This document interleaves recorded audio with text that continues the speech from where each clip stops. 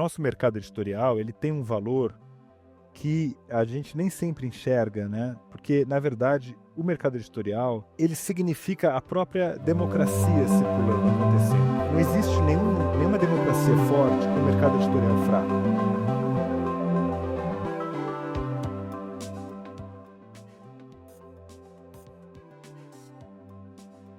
Podcast do Publish News dessa semana, conversamos com Paulo Werneck, presidente da revista 451 e organizador e fundador da Feira do Livro, ao lado do arquiteto Álvaro Hazuki.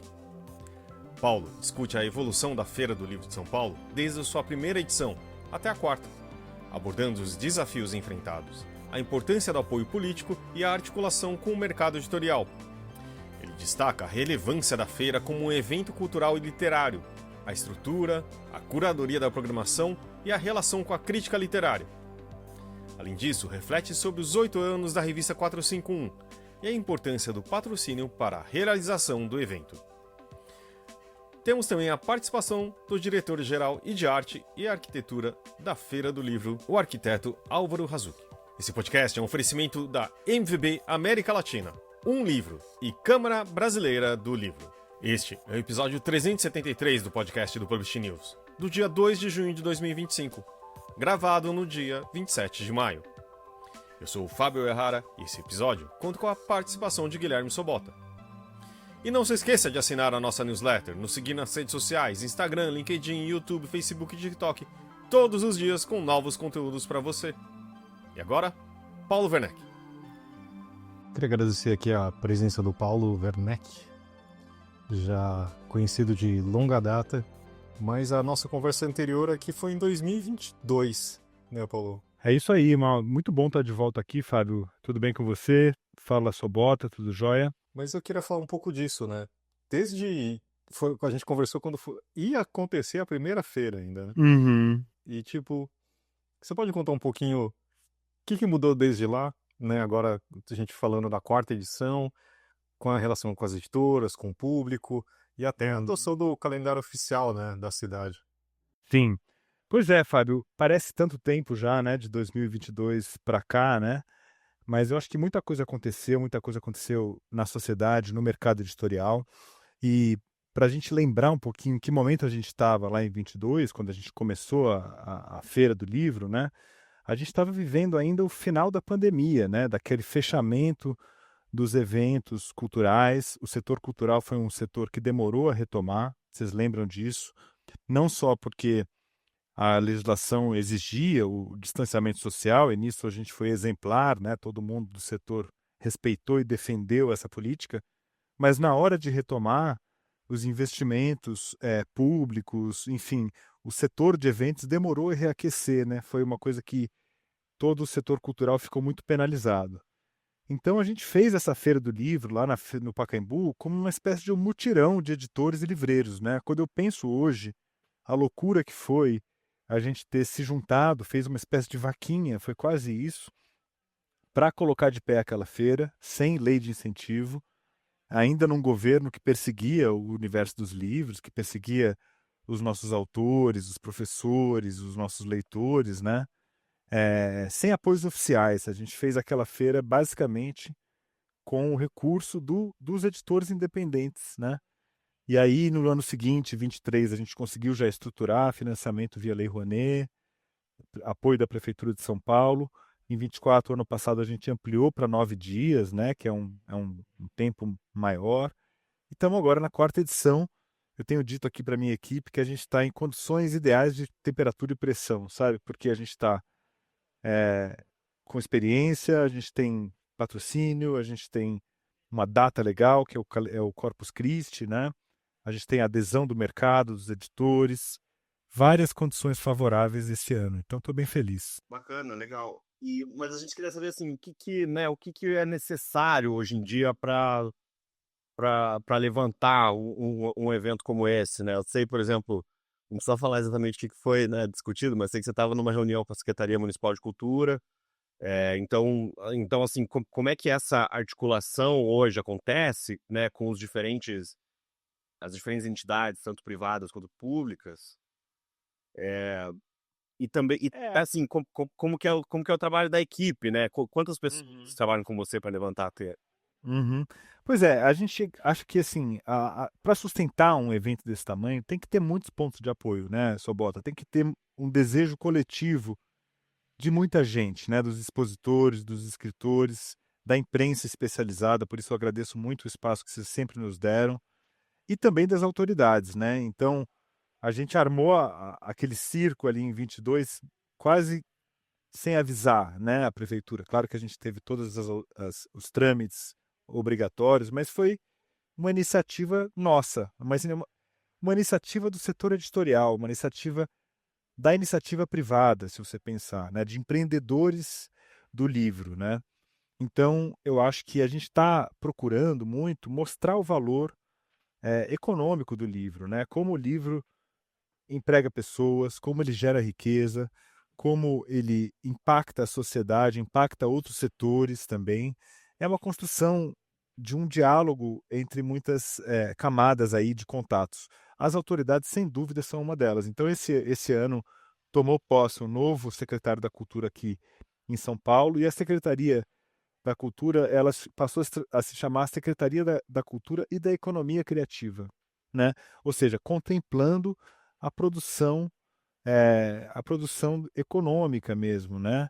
E nisso, eu acho que nós do livro, aqui já que a gente está num Publish News, que tem a maioria dos leitores, vamos dizer, do mercado editorial, né, eu acho que nós do livro, a gente faz pouco lobby, né. Eu fui em audiências públicas, por exemplo, da prefeitura de São Paulo, para falar sobre os editais da prefeitura, né, da Lei Aldir Blanc. Não tinha representantes da área do livro, tinha eu e o Beto da Livraria Simples, né, para pedir editais para a livraria, pedir edital para o setor do livro, né. Já o pessoal do cinema tinha mais de 10. E cada um de um setor, tinha um que era do sindicato de roteiristas, o outro era do sindicato dos profissionais, o outro era da Associação Brasileira de Cinema, o outro era da USP, quer dizer, o cinema está super articulado.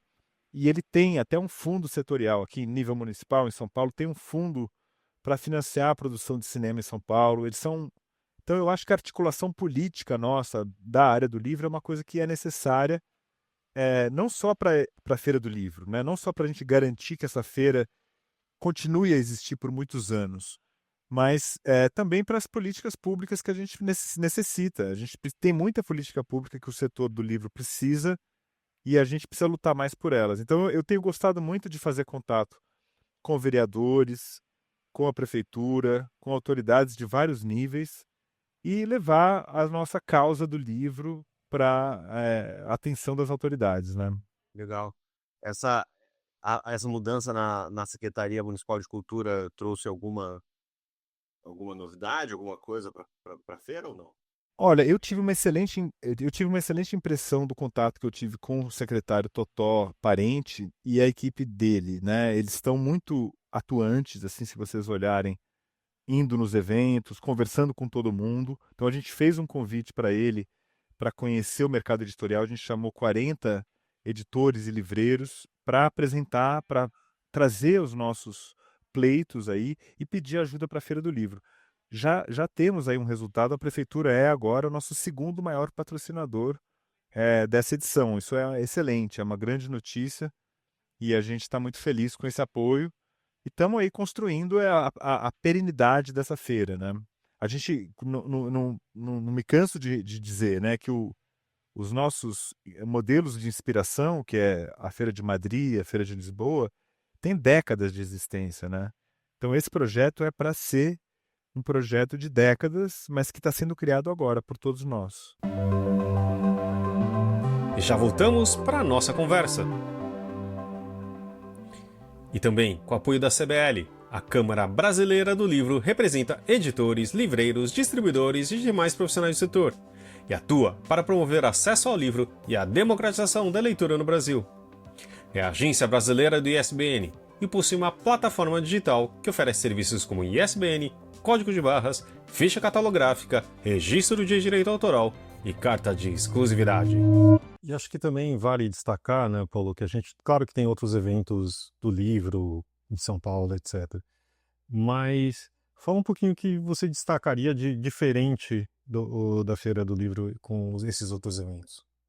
Olha, eu acho que ela traz a experiência de um festival literário na cidade de São Paulo. E a cidade de São Paulo é um polo editorial em nível internacional. Poucas cidades têm tantas editoras, tantos leitores quanto São Paulo, né? É uma cidade que, se você olhar o mapa da América do Sul, da América Latina, somos nós, é, Buenos Aires, Cidade do México, né? Na Espanha, Barcelona, Madrid, você tem poucos polos, Nova York, né?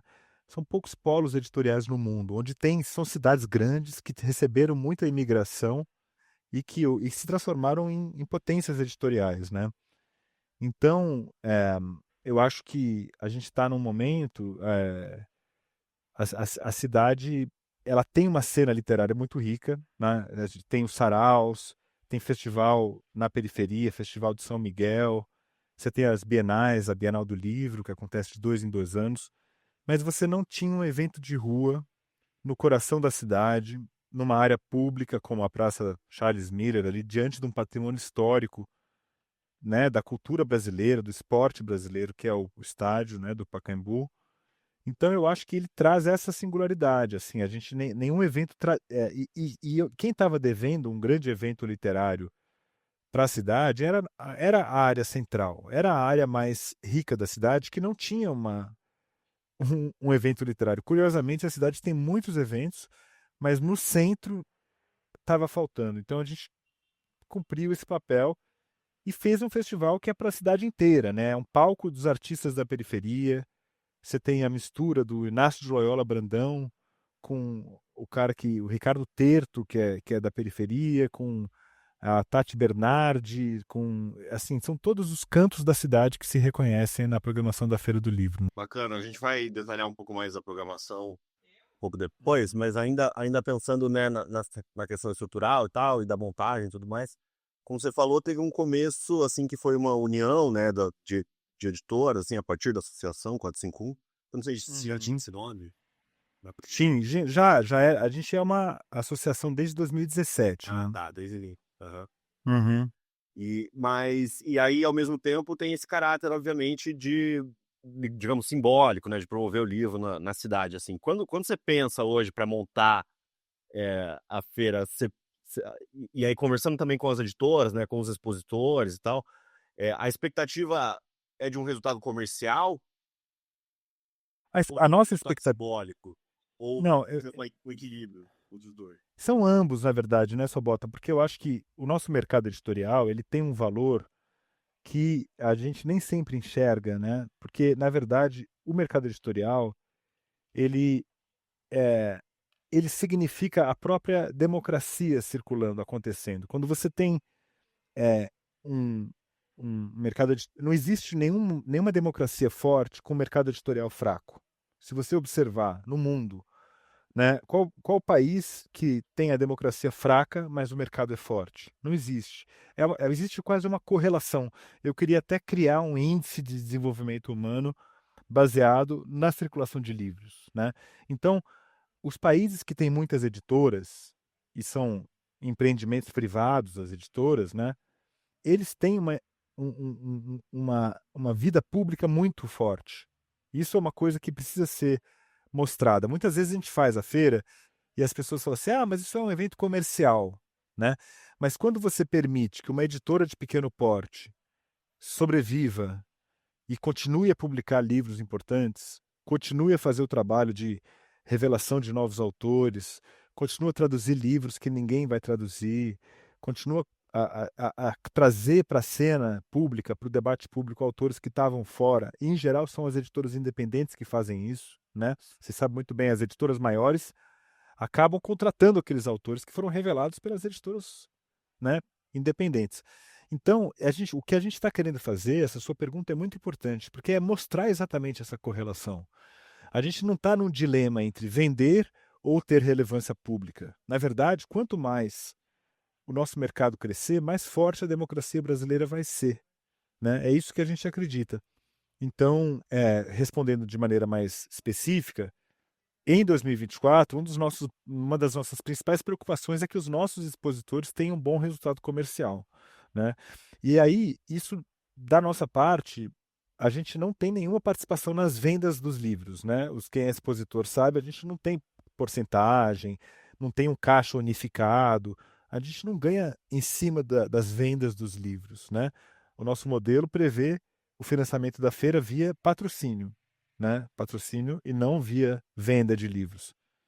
Mas a gente acredita que quanto mais interessante a feira for para os expositores, mais forte ela vai ser. Ela tem que ser um grande. Porque o certo problema de alguns festivais é que, assim, ou você gasta muito dinheiro para participar e você luta para empatar, né? Aí é aquela velha coisa, vale pelo marketing, vale pela conquista de um novo público, tal. São objetivos impalpáveis às vezes, né? Ou você simplesmente participa e gasta dinheiro lá, entendeu? Porque você tem que pagar viagem, pousada, jantar com o escritor, fazer festa, e isso não reverte em vendas, né? A gente quer que a Feira do Livro reverta em vendas para os nossos expositores, né? E isso que a gente está trabalhando. Então, por exemplo, a gente agora ampliou a programação paralela, né? A gente criou uma programação paralela oficialmente, mais ou menos, para ajudar os editores a fazer mais lançamentos durante a feira, né? A gente ajudou eles a montar uma estrutura com microfone, plateia, mesa de autógrafo, e esse ano multiplicou o número de debates desses tablados literários. Nesses tablados são os próprios editores que fazem as vendas. Então, não só a gente deixou de cobrar uma taxa que existia no ano passado, porque esse ano a gente tem patrocínio que permite a gente isentar, e ao mesmo tempo a gente proporciona vendas para eles. Então a gente quer que eles vendam muito bem nessa feira. Falando isso, eu queria falar um pouco da organização da feira, Uhum. do espaço, porque tem uma separação das tendas por editoras, né? Uhum. Que modelos você acha que funcionaram e que mudanças você acha que, tipo, porque, claro, tem editoras de diferentes tamanhos, você falou também para atender as editoras independentes, etc. Como que isso tem evoluído? Olha, a gente procura fazer uma feira em que cada um tenha liberdade de mostrar o seu projeto editorial a partir da sua tenda, que seja um microcosmo da sua editora, né? Isso é muito legal porque cada editora leva um pouco a sua arquitetura, leva uma decoração, leva um ambiente que você se sente ali dentro daquele catálogo, mais ou menos, né? E nesse sentido, cada editora tem uma liberdade para escolher o formato. Por exemplo, a Lote 42, né, que é uma editora maravilhosa da Banca Tatuí e tal, ela tem tamanho, vamos dizer assim, para ocupar uma tenda, mas ela prefere estar nas bancadas. Por quê? Porque ela é uma questão ideológica quase. Eles estão lá junto com os independentes, o pessoal que faz livro com a mão, o pessoal experimental, é esse o rolê, né? Então eles estão lá. Já o editor, enfim, que está se afirmando, está construindo a marca, aluga uma tenda porque ele quer mostrar que ele é diferente, ele quer mostrar o jeito dele, né? Então isso é muito legal. Então a gente criou esse ano, a gente está chamando ele de, entre aspas, uma classe média, né? Que assim, que você tem as bancadas, que são os expositores ali, é o mais simples, né?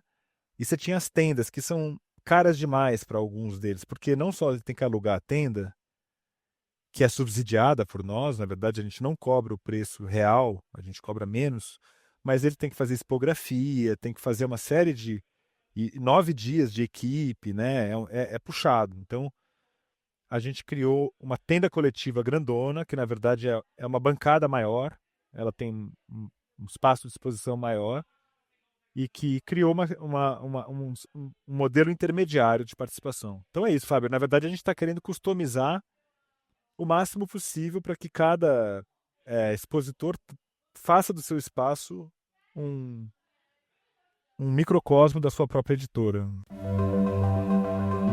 E já voltamos para nossa conversa. Esse podcast é um oferecimento da MVB América Latina, onde a inovação e a tecnologia impulsionam o mercado do livro.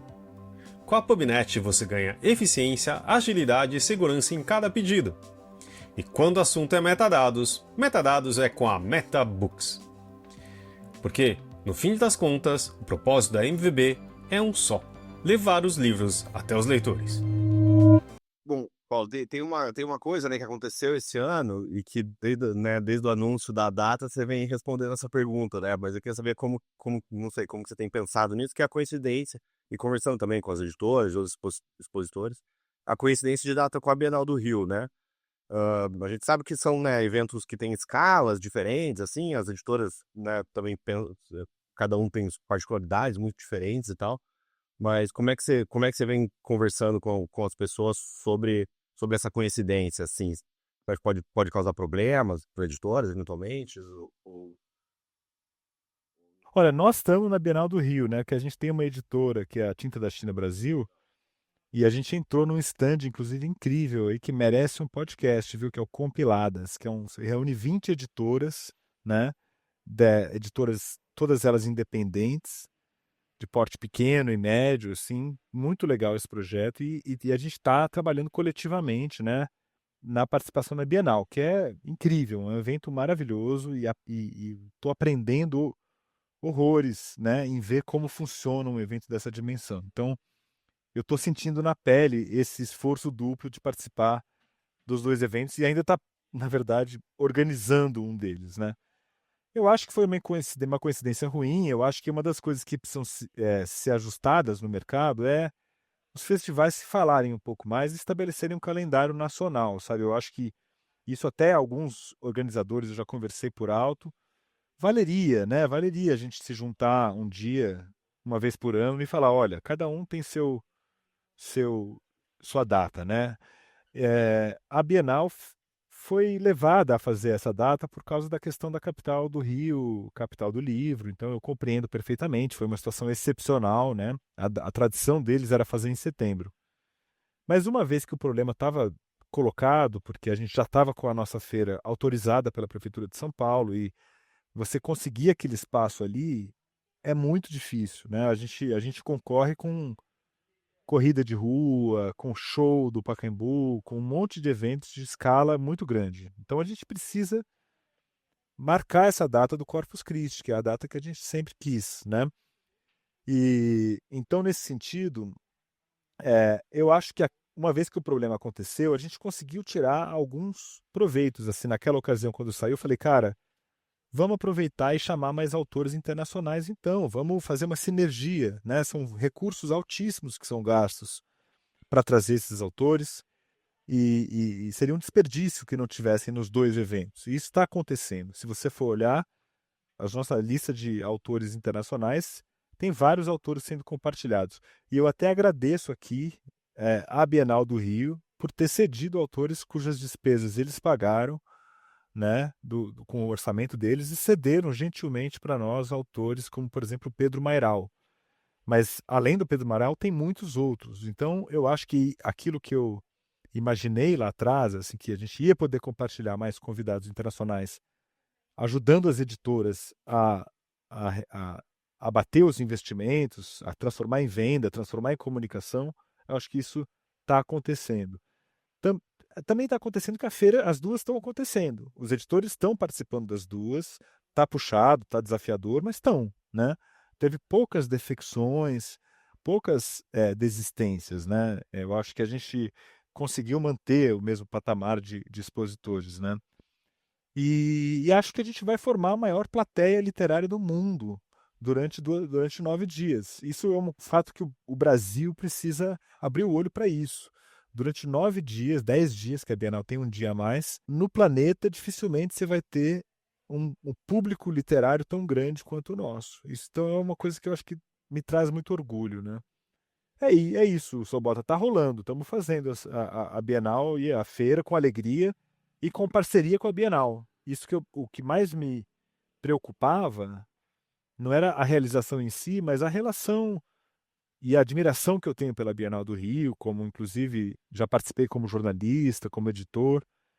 E isso, nesse sentido, eu acho que está um ótimo desenlace, vamos dizer assim. Legal. Agora eu queria falar um pouco da programação, né? Que você falou Beleza. já que tem uma participação importante das editoras e tal, mas como você pensou a curadoria, né?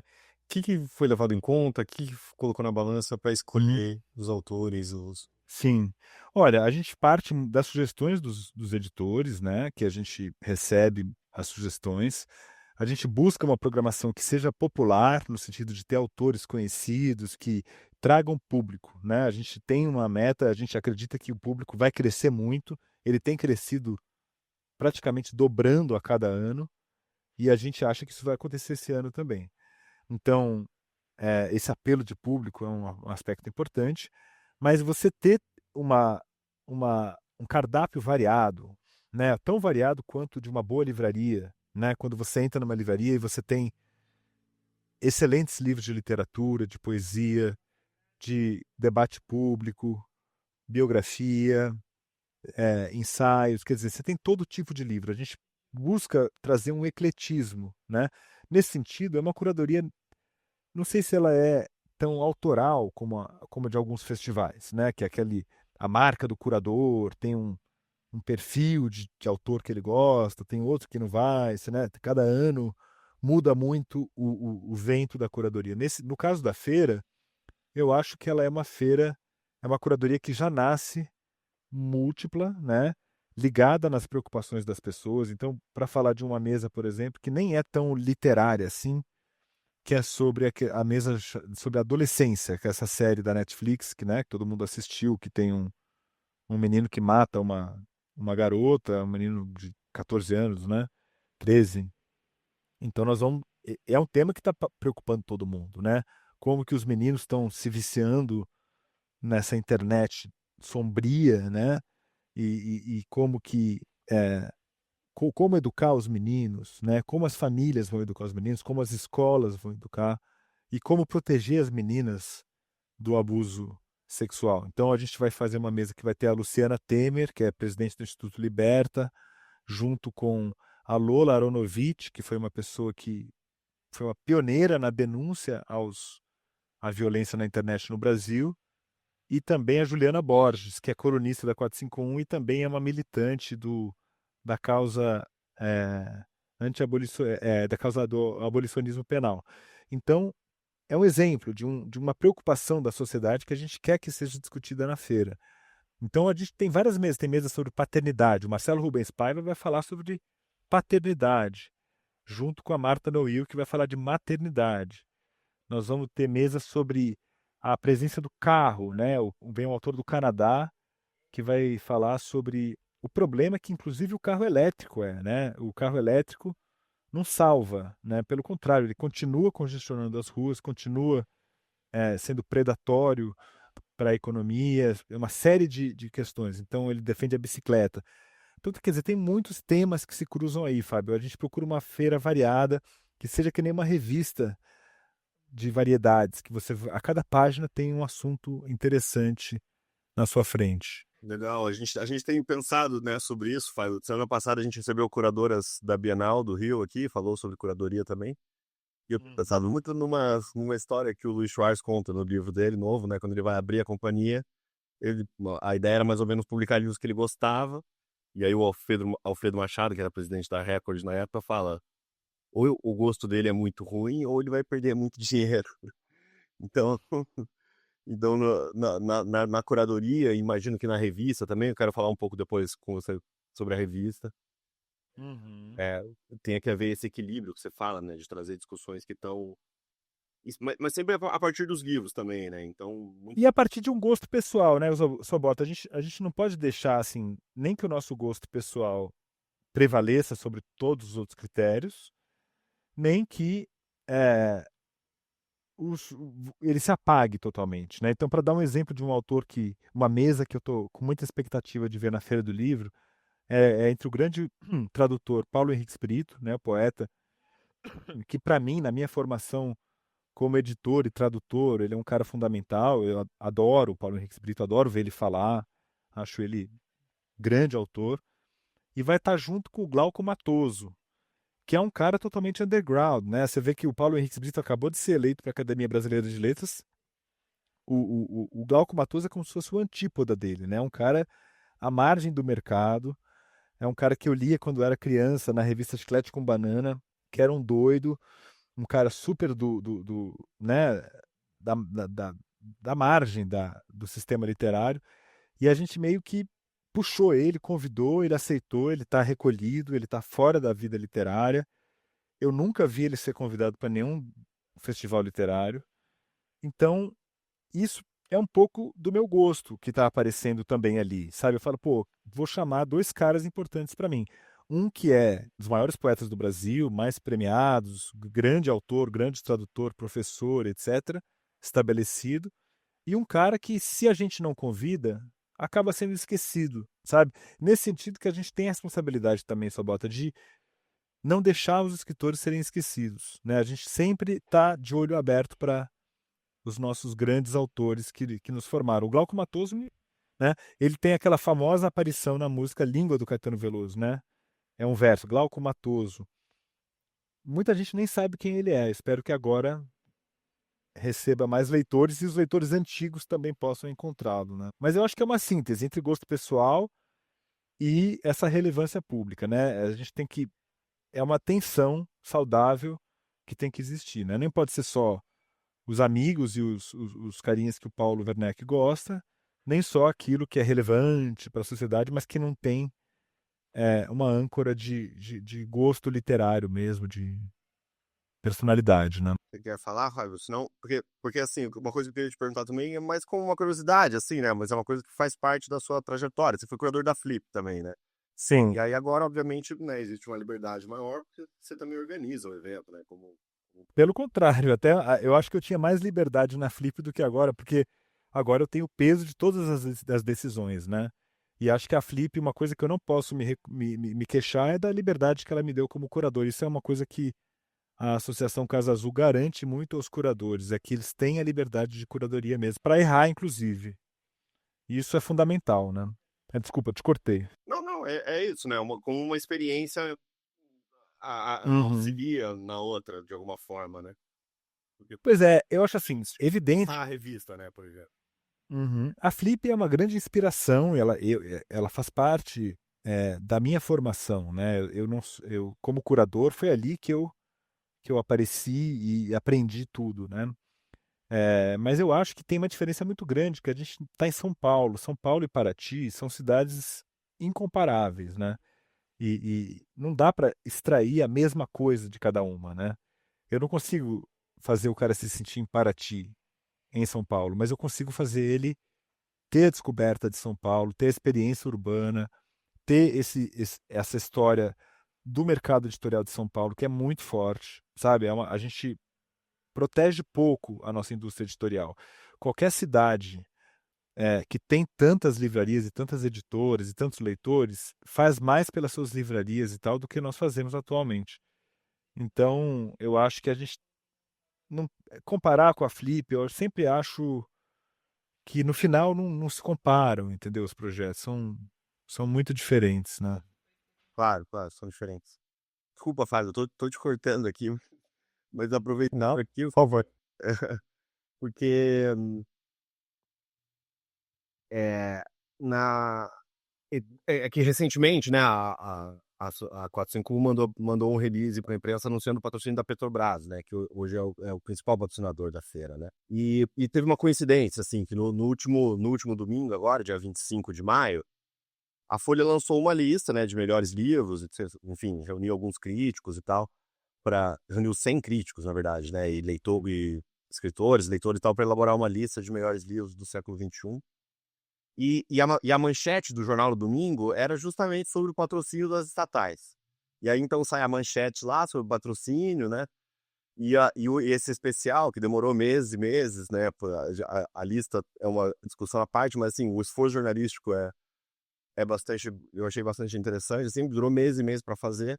E aí na Folha, né? Na chamada de capa da Folha, lá tá lá aparecem duas linhas, né? Então isso para mim dizia um pouco assim como o jornalismo, né, que é uma coisa que você entende bastante também, mas até a sociedade assim olha para os livros atualmente, né. Isso quando eu trabalhei num jornal grande eu sentia assim, né, como a cultura como um todo assim, mas os livros especialmente eram meio que deixados de lado de algum jeito assim, sabe. Então, não sei, são só entendeu, uma coincidência de fatores que aconteceram que Não sei se você concorda assim, com essa Olha, impressão. eu acho que. Não, eu acho assim. Para nós é um orgulho muito grande ter o patrocínio da Petrobras via Lei Rouanet, né? E a Lei Rouanet é fundamental para o Brasil, né? Acho que a gente pôde experimentar nos últimos anos o que é você perder o seu mecanismo de incentivo cultural. E a gente aqui na 451 chegou a processar o Mário Frias por causa do nosso plano anual de atividades de 2020, que teve um dinheiro captado e foi indeferido de maneira injusta e errada pelo então governo federal, né? Então, a existência de uma lei como a Lei Rouanet, que nunca vamos esquecer, ela é uma lei. Se ela é uma lei, ela tem que ser cumprida, não é uma opção. Não é assim, ai, será que eu vou cumprir a lei hoje ou não? Não, ela é uma lei. A cultura do Brasil, ela tem esse mecanismo que tem, né? E tudo é feito de maneira, dentro da maneira legal. O que você não acredita a quantidade de documentos que a gente tem que fornecer, informações e coisas para poder obter, né, autorização de captação e ainda depois um patrocínio, né? Sobre essa hierarquia jornalística, né, Sobota, eu acho que é o trabalho que a gente está fazendo então na Feira do Livro para reverter esse tipo de situação. A Folha vai dar destaque à Feira do Livro, porque ela é parceira de mídia da Feira do Livro, e parceira de mídia porque ela acredita no livro, e eu acho que hoje em dia o jornal, assim, eu vou falar uma coisa óbvia, mas que nem todo mundo sacou. Quem lê jornal lê livro, né? Você não tem um leitor de jornal que não lê livros. Não tem, o leitor é o mesmo, a gente compartilha no mercado editorial o leitor do jornalismo. Então, quando a gente vê o jornalismo forte, o mercado de livros também vai ser forte. Tem uma correlação. Então, quando a gente pega um lugar que é um estacionamento, né, que é a Praça Charles Miller, e fala, vamos fazer uma feira aqui, vamos tirar os carros durante 20 dias, porque além da realização tem a montagem e desmontagem, né? Eu estou invertendo as prioridades. Eu estou virando para a cidade de São Paulo e falando, olha, gente, aqui não vai passar carro durante 20 dias. Aqui vai ficar com livros, né? Então eu acho que tem um trabalho pedagógico que a gente está fazendo com a sociedade como um todo, né? Esse levantamento da Folha é notável, dos livros mais importantes do século. No final você vê o que é o que fica, né? Depois de um século, né? São os livros, né? É o legado que a gente tem. E então acho que é da vida. O jornalismo também tem falhas, né? Você sabe que, se não me engano, a própria Folha não deu manchete para a queda do Muro de Berlim, né? No dia que caiu, ou não sei se foi a queda da União Soviética. No dia teve outra notícia nacional aqui que estava dominando na época. Não tem uma manchete dizendo caiu o Muro de Berlim, ou não sei se era a União Soviética. Aham. Me perdoem, né? Mas assim, é normal que na capa de um jornal não esteja bem representado exatamente o mais relevante que aconteceu na véspera, né? Claro, e tem que reconhecer, é um esforço que o próprio jornal fez, né? Então, Uhum. parou Sim. uma força de trabalho ali durante algum tempo para se dedicar a esse projeto, enfim. Sim. Estamos conceitualizando as coisas aqui. Certo. Não, mas você está certo, e está tudo sujeito ao debate, né, Sobota? Eu acho que quando a gente faz a feira e tem uma revista, e sai no jornal, sai no Publish News, responde à crítica do pessoal da Bienal, responde. Isso é o debate público. Ele é feito de crítica, a gente não tem que ter medo disso, sabe? Eu acho que a gente viveu um momento em que todo mundo ficou acuado, e a gente precisava, parecido que não podia discordar, não podia ter opinião crítica, né? Eu acho que a gente está voltando a uma normalização do debate, no qual é normal ter uma resenha negativa, é normal falar que não gostou do livro da moda, é normal, entendeu? Isso é normal, isso é a vida democrática. Já ouviu falar em POD? Impressão sob demanda? Nossos parceiros da Livro são a referência dessa tecnologia no Brasil, que permite vender primeiro e imprimir depois, reduzindo custos com estoque, armazenamento e distribuição. Com o POD da Livro, você disponibiliza 100% do seu catálogo, sem perder nenhuma venda. Agora eu queria falar um pouco, né? A 451 também tem listas, né? No final do Isso. ano, colaboradores, tudo. Mas ela já está completando 8 anos, é isso? 8 anos em maio agora. Em maio.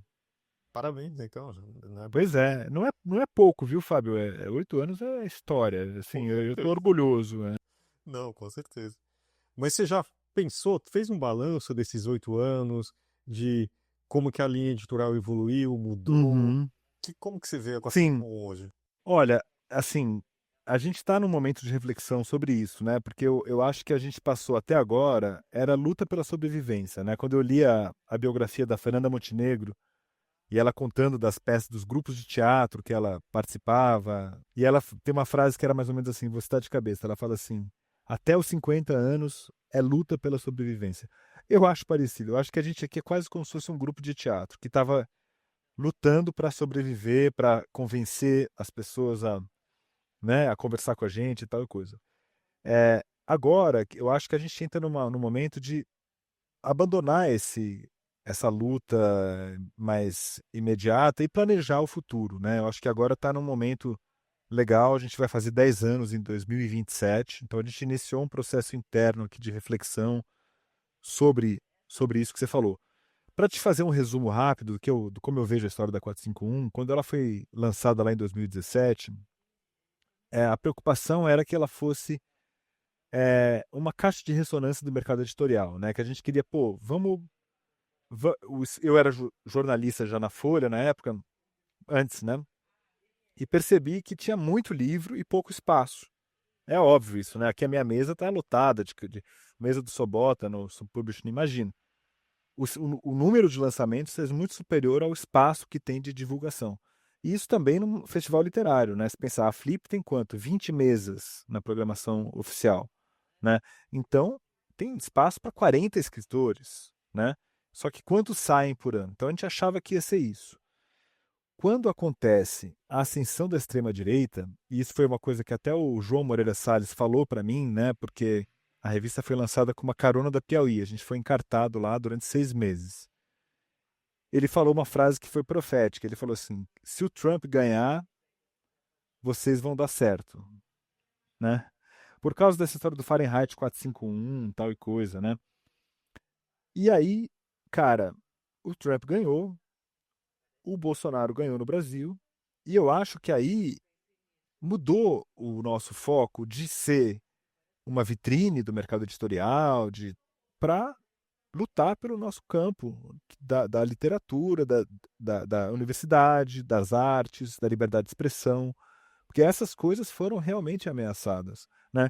Quem foram os escritores foram atacados, é, as universidades foram atacadas, a ciência foi atacada, né? E é todo esse material que a gente publicava na 451, era ciência, universidade, né? Então isso nos obrigou a fazer uma mudança editorial que inclusive foi chata, porque é desagradável repetir a mesma coisa, né? O tempo todo, né? Mas foi necessário. Eu achava que a minha geração não ia precisar enfrentar uma situação dessa e rolou. E aí agora eu acho que nós estamos num outro momento cultural em que de repente não tá mais, não tem esse inimigo, esse adversário tão poderoso, mas ele ainda tem muito poder, a gente ainda tem que trabalhar, mas eu acho que as diferenças já podem aparecer. A gente já está num clima em que a gente pode trazer novos assuntos para a pauta, né? Falar de outra, oxigenar o debate. E isso eu acho que está acontecendo agora. Legal, eu imagino que também outra curiosidade, assim, imagina que você está no dia a dia da revista ainda, né? Uhum. Apesar de agora. Sim, eu sou diretor de redação. Então. E assim, a pergunta que eu queria fazer é mais, tipo assim, pensando na crítica literária mesmo, assim, como que é a relação da revista com a universidade. Mas só porque eu lembro que em 2017, né, teve, então, no primeiro ano da revista, né, teve um evento no Sesc, né? Isso. Esse evento que era para discutir sobre, né, publicações literárias e crítica literária e tal. E eu, na época eu trabalhava no Estadão, né, participei como cobrindo lá como jornalista e tal. E enfim, e na época foi muito interessante, né? Porque esse tipo de discussão, às vezes, não sei se não chama muita atenção, se as pessoas não gostam, assim. Uhum. Mas eu acho importante, além de ser um gosto pessoal, assim, de discutir essas questões, saber como, né, como as publicações literárias sobrevivem e se estruturam e tudo mais nos dias de hoje, né, depois da crise de jornalismo e tudo mais. Não sei, mas esse evento nunca mais rolou, né? Não sei se você não gostou do. Ah, a gente vai fazer de novo. Não, eu acho que a gente até tem a vontade de fazer de novo, de propor para o Sesc, de fazer, talvez, quem sabe, nos 10 anos da 451, né? Acho que o tempo é lento, né, um pouco. Então, fazer todo ano, tal, não sei se funcionaria. Mas de lá para cá, você vê que já mudou o cenário da crítica jornalística, né? E a gente sempre quis, Sobota, estar nesse lugar jornalístico que é precário, porque o jornalismo, por natureza, é precário, né? Mas que ele se equilibra entre universidade, mercado editorial e jornalismo. Eu acho que esse tripé ele tem que ser sempre buscado e ele sempre frágil. Não pode pender demais para a universidade, né? Não pode pender demais para o jornalismo e não pode pender demais para o mercado editorial. Eu acho que a gente tem que fazer a síntese entre esses três pés que nos sustentam, né? Acho que a crítica universitária ela tá numa crise longa, né? Mas que já reconhece hoje o papel, por exemplo, de podcasts, né? O papel de publicações especializadas. A gente aqui no começo tinha uma espécie de um slogan que era assim, de grandes leitores para grandes leitores. Então era assim, pô, aqui vai publicar o grande acadêmico, mas também vai publicar o cara que é jornalista, ou o cara que é artista. Quer dizer, o grande leitor, ele não é o leitor acadêmico necessariamente, né? E acho que a gente ainda está nesse processo, né? Eu acho que a grande ameaça hoje é o mercado editorial, no sentido de que o jornalismo entrou numa grande crise, a universidade também está numa grande crise, e o mercado editorial, apesar das crises, sobrevive. E hoje, se você observar, Sobota, a divulgação das editoras já é muito próxima do bom jornalismo cultural, que é uma cilada para nós, né? Você não pode permitir que o discurso da editora seja passe automaticamente para as páginas, senão perde a necessidade de ter jornalismo, né? Então a gente precisa, como jornalista, sempre pensar nisso. Lá na ANL, a gente participou juntos de um debate, não foi agora esse ano, lá na Bienal de São Paulo, no ano passado. Teve uma pergunta de uma pessoa, falou, por que vocês não fazem que nem os influencers e tal? Cara, por que não? Porque nós não somos influencers, nós somos jornalistas. E o nosso padrão editorial faz diferença para as pessoas. Elas percebem que o negócio foi pautado por um jornalista ou pelo editor que está fazendo propaganda. Enfim, desculpe se eu me alonguei um pouco, mas é uma pergunta realmente complexa e acho que a gente está todo mundo lidando com isso o tempo todo, né? Claro, claro. Sim. E é uma discussão que vem, né, do século XX, então atravessa, aí pega todas as mudanças pelas quais o jornalismo, principalmente, passou, né, transformação digital e tal, tudo mais. Mas acho que não é uma questão que tem uma resposta, né, ou uma solução, digamos assim. É, é, Essa questão. é porque é que teve uma época em que a crítica de jornal ela tinha uma certa autonomia, né? Porque os jornais tinham bastante dinheiro, podiam manter cadernos com grandes críticos escrevendo toda semana, né? Isso mudou muito, né? Boa, Paulo. Eu acho que não tinha um jeito melhor de terminar a nossa conversa, né? A gente passa aqui para as indicações, mas antes, passa a ficha da feira pra gente, dos dias, endereço e tal, mas só ver Então, as nós, reuniões lá. nós vamos estar lá na Praça Charles Miller, né? Que é essa praça que fica na frente do estádio do Pacaembu, agora chamado Mercado Livre, Arena Mercado Livre Pacaembu, né? Dos dias 14 a 22 de junho, agora, 14 a 22 de junho, pegando o feriadão de Corpus Christi, então vai ser o primeiro fim de semana, depois 3 dias úteis, depois um feriadão inteiro. Então são mais de 250 debates e atividades em torno do livro. Assim, é uma loucura a quantidade de atividades que a gente está marcando. É tudo gratuito, né? A gente pensa a feira para a pessoa passar o dia lá, né? Tem praça de alimentação. Agora o estádio vai estar aberto, então quem quiser conhecer, afinal, o que aconteceu lá dentro, que reforma foi essa, acho que é a melhor oportunidade. Tem o Museu do Futebol, que também vai estar aberto e tem uma exposição renovada. Tem o Bubu, que é um restaurante incrível ali do lado. Quer dizer, eu acho que a experiência da feira vai ser a melhor de todas as edições até agora, porque finalmente o estádio está aberto, é feriado, tudo conspira para que seja uma feira incrível. É isso que a gente vai fazer, tá esperando vocês lá. Com certeza. A gente se encontra lá. E agora a participação do arquiteto Álvaro Hazuki, respondendo sobre as mudanças na disposição dos espaços e do entorno da Praça Charles Miller. Acho que uma grande novidade para esse ano é que nós estamos fazendo um espaço infantil, um espaço Rebentos.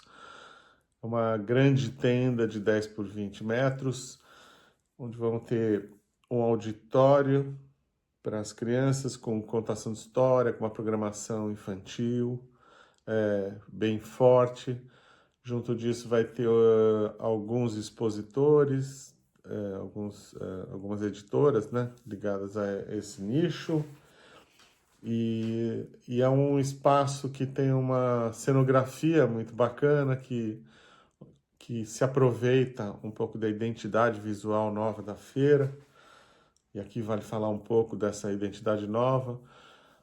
Nós trocamos os designers, porque a nossa antiga designer acabou se mudando para a Alemanha, a Marina Damer, e convidamos o Estúdio Campo, que é dirigido pela Paula Tinoco e Rodrigo Souza.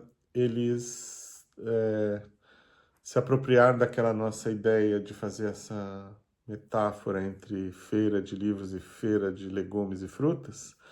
Então, as frutas agora e os legumes viraram escritura. Então, eles são construídos a partir de caracteres gráficos. E isso teve uma força assim, visual muito grande. Foi muito feliz essa opção deles, essa proposta. Isso migra para a cenografia da tenda para a tenda infantil. Outra questão importante que eu acho que eu poderia dizer aqui é sobre o final da obra. A gente retoma o uso pleno da praça, então vamos ter uma condição um pouco melhor do que tivemos no ano passado, mas mesmo com obras o ano passado, acho que a feira foi um sucesso. Eu acho que isso só dá mais conforto e mais segurança para o público, né?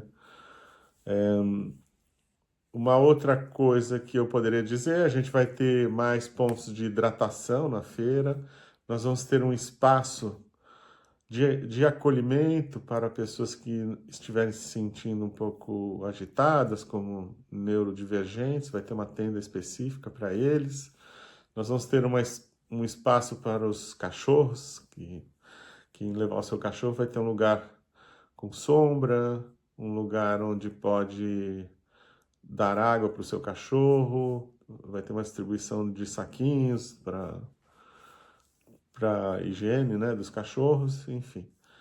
Além disso, nós temos os tablados literários que continuam esse ano, só que eles estão numa escala muito maior, com área para autógrafos, com área para plateia, abrigada. Nós temos 2 grandes tablados como esse, mais um terceiro que é entre as tendas das bancadas. E essas tendas agora são 2, dobramos a área, e entre elas, numa espécie de segunda grande praça ali da Praça Charles Miller, vamos ter um tablado literário, um lugar para autógrafos, tudo para programação das editoras que se interessarem por ter um espaço como esse. Acho que em linhas gerais é mais ou menos isso. Nós estamos com uma expectativa muito positiva com relação a esse ano. Entre o dia 14 e 22 teremos o feriado de Corpus Christi. Isso duplica o número de fins de semana, permite a muita gente que não mora em São Paulo de poder vir visitar a feira. As pessoas conseguem se programar. Então, eu acho que esse ano vai surpreender de novo. A feira, a cada ano, vem surpreendendo, vem melhorando sua qualidade espacial, os serviços que oferece, então, enfim. O layout das tendas, ele permanece o mesmo, que acho que para aquela conformação, aquele layout ao longo da praça, ele se resolve melhor, eu acho, dessa maneira, mas além dessas novidades que eu falei, nós vamos ter uma tenda coletiva, uma outra modalidade de ocupação. Então, para editoras que estão entre uma tenda individual e a bancada, eles optaram por uma tenda coletiva. Acho que isso fortalece todos eles, o investimento não é tão grande, mas por outro lado, cada um deles tem uma infraestrutura um pouco melhor do que uma bancada, né? O custo, claro que é diferente. Então a gente está tentando criar opções diversas de ocupação para os editores, de acordo com a sua capacidade de investimento e de interesse. Eu acho que basicamente isso, assim, que eu acho que eu poderia citar, né, como essas mudanças e novidades da feira.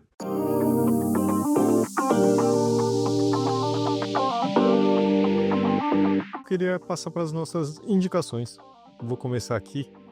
Já falei no último podcast, pode parecer até repetição, mas eu tive a honra de ser jurado na categoria de audiolivros no prêmio Publish News. E tinha um audiolivro que eu gostei muito, a NECA, da Ana Moira. Sim. E ela mesma faz a narração. Tipo, é o livro se completando de um jeito que eu acho que nem com impresso funcionaria tão bem. Porque a forma que ela fala, o jeito, tá todo expresso ali, e que acho que quando a gente lê na nossa cabeça não se escreve tão bem. Eu acho que se vocês não conhecem audiolivro, acho que é uma ótima forma de você começar, né? Mas, e de qualquer jeito, assim, claro que a história é incrível também. Procura ali NECA da Amara Moira. A Amara Moira, que é convidada da Feira do Livro, ela vai levar a NECA lá pro palco da praça, né? Palco Petrobras. Boa. E você, Paulo, o que você tem para indicar pra gente aí? Perguntinha difícil, hein, Fábio? A gente aqui fica com uma panorâmica de todo o mercado e às vezes é difícil a gente selecionar um livro especial, né? Eu vou falar aqui do livro do Marcelo Rubens Paiva, que saiu, O Novo Agora, né? É um livro que conta um pouco a história dele depois de tudo que aconteceu no Ainda Estou Aqui. E eu confesso que tem um lado pessoal nessa escolha, porque foi muito legal que o Marcelo participou lá da Flip em 2014, falando dos 50 anos do golpe militar, né? E foi lá que ele falou, preciso escrever um livro sobre a minha mãe, né? E ele recupera essa cena. Isso mostra como, às vezes, um festival literário, que tudo bem, não é nada tão importante assim, pode estar na origem de uma coisa que vai dar fruto, como, por exemplo, o filme Ainda Estou Aqui, né? Não estou dizendo que foi por causa da Flip que aconteceu isso, mas aquela mesa gerou no Marcelo um desejo de escrever sobre a mãe, e jogou ele nessa história. No ano seguinte ele publicou, fez o filme, apresentou na Feira do Livro até o ano passado e agora vai voltar com O Novo Agora. Então eu vou escolher o Novo Agora do Marcelo Rubens Paiva, que saiu pela Alfaguara. Viu, Sobota? Quero saber também. Cara, eu vou indicar então um livro que tem mais ou menos relacionado com o que a gente estava falando logo antes. Esse foi publicado pela Boitempo, Lugar Periférico, Ideias Modernas, aos intelectuais paulistas, as batatas, do Fábio Mascaro Querido, que é professor do Departamento de Sociologia da Unicamp, e ele faz uma genealogia dos intelectuais paulistas da universidade a partir dos anos 50, né? Então é uma turma lá do Fernando Henrique Cardoso, o José Arthur Gianotti, o Paul Singer, o Rui Efort, o Francisco Efort, desculpa, e outros, inclusive o Robert Schweitzer, né? Então, para quem, né, se interessa, como eu, por essa discussão que eu propus antes, é um livro bacana que saiu recentemente. Muito bom, excelente. Fábio, eu não sei se você tá mutado aí, você tá falando? Lógico que sou mutado. Lógico que é isso, né? Mas o que eu tava falando é obrigado pelo seu tempo aqui. Obrigado a você. Vai se encontrar em breve. Estaremos lá, 14 a 22 de junho, lá na praça, hein? Vamos morar lá por 9 dias. Legal, valeu sim. Mas E este foi o episódio 371 do podcast do PN. Obrigado a você que nos ouviu. E sempre temos um programa novo toda segunda-feira. Até a semana que vem.